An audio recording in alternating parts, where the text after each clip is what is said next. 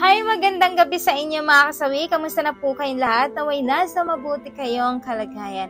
At mag-iingat kayo palagi mga kasawi na ano ang tatlong gawin ng isang babae para ma-inlove sa'yo ang isang lalaki mga kasawi. Ang unang sign mga kasawi is sinusunod mo ang gusto niya.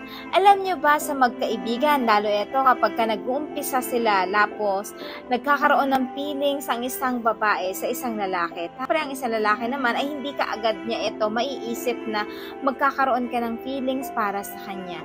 Pero kapag nakikita naman niya na talagang lahat ng gusto niya ay sinusunod mo, nakasuporta ka, na talagang naandyan ka palagi para sa kanya, is mabilis itong ma-appreciate ng isang lalaki kapag ganito yung ginawa mo sa isang lalaki mga kasawi. Ayan yung ating una na gawin. Pangalawa mga kasawi is pahalagahan mo kung ano ang meron siya.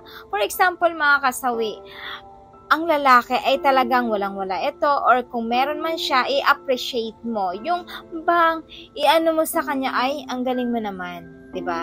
Ay, ang galing mo sa talento na ganito. Yung bang i-appreciate mo siya sa mga maliliit na bagay para ma-realize niya na talagang naandyan ka para naman suportahan siya at talagang iparamdam mo sa kanya na napahalagahan mo kung ano yung mga ninanais niya. Kasi ang mga kalalakihan, sa totoo naman, gustong-gusto nila yan ng mga kababaihan na talagang ganito yung pinapakita sa kanila, pinaparamdam sa kanila, yung parang special ba sila sa inyo. Kasi madali silang mahulog sa isang babae kapag kaganito ang attitude mga kasawi.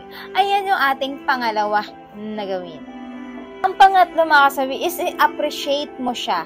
Kasi kapag kang isang babae, alam nyo ba, mabilis mahulog ang lalaki kapag ito yung ginawa mo. Pag sinabi mo sa kanya na alam mo, sa totoo lang, kapag ka nakasuot ka ng sombrero, nakasuot ka ng puting sapatos, nakatakin ka, ang gwapo-gwapo mo tingnan.